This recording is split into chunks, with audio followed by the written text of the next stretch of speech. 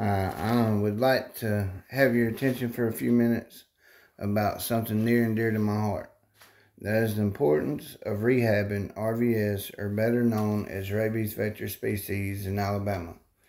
First, I will tell you what led up to me knowing that any animal that was rabies vector is automatically euthanized if they need help in Alabama. Then I will explain what led up to this decision by Chuck Sykes, which was then, or is now still, Director of Wildlife and Freshwater Fisheries in Alabama. And finally, the research I've done that shows whether they are able to be rehabbed or not has nothing to do with Sykes' reasoning.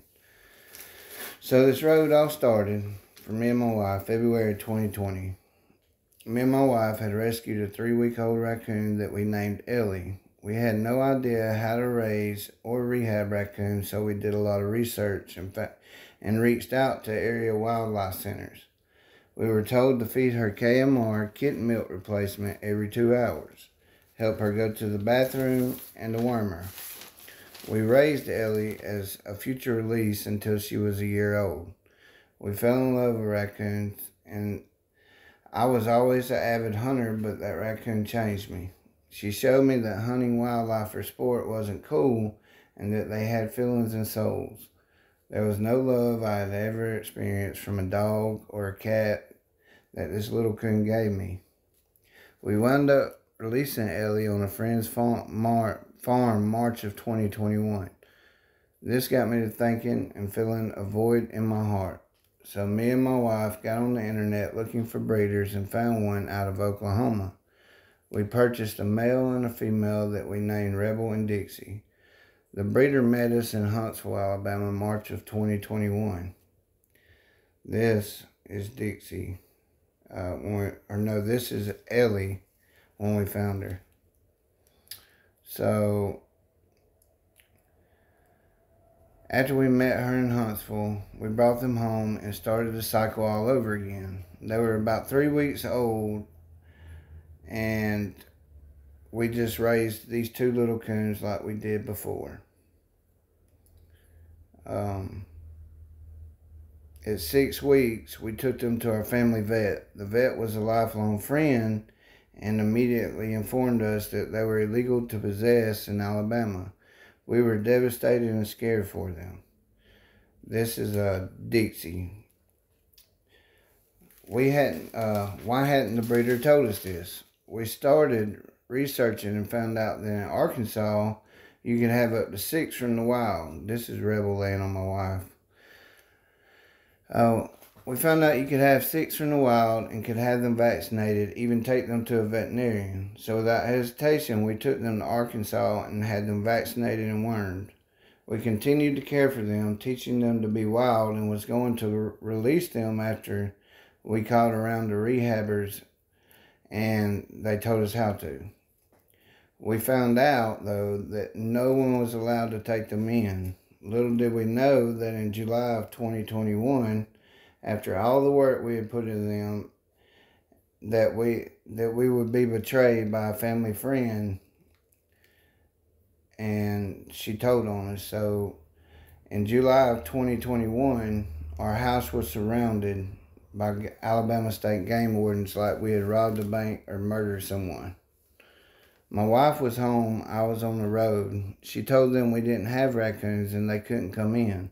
They stayed in our yard for an hour and a half, and after luring her away from the front door, they made themselves at home in my house, taking our babies illegally with no search warrant. So they had just violated our 4th Amendment and performed a legal search and seizure.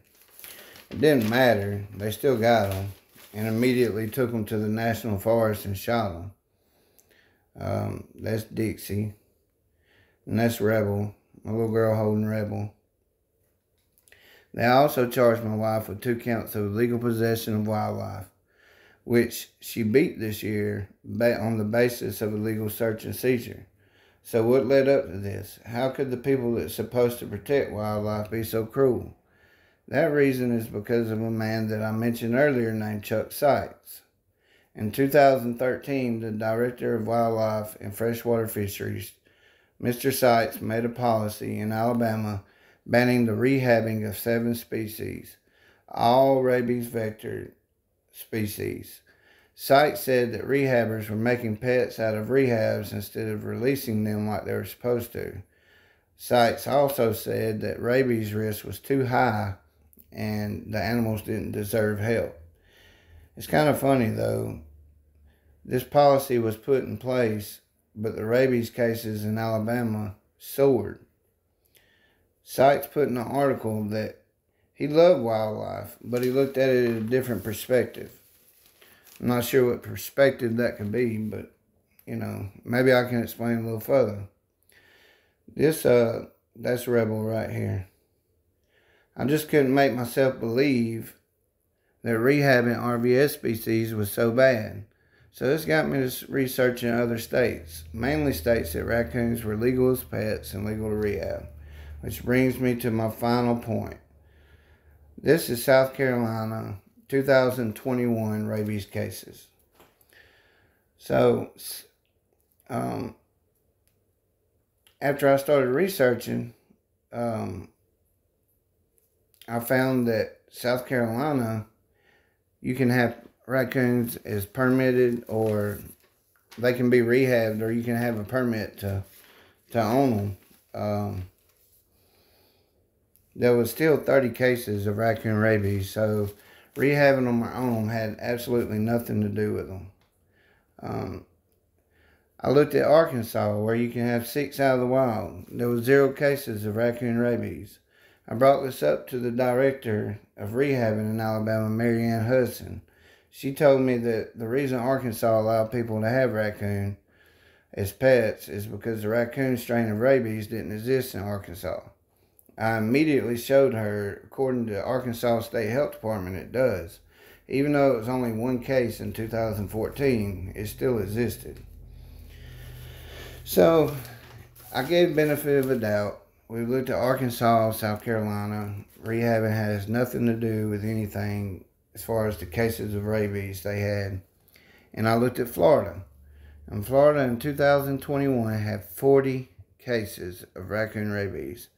Now remember, they can be permitted as pets, or you can rehab them. Once again, a state that rehabs and owns raccoons, and the rabies cases are still up there. I see absolutely no reason at all that rehabbing raccoons or any other RVS species in Alabama would affect the rabies count.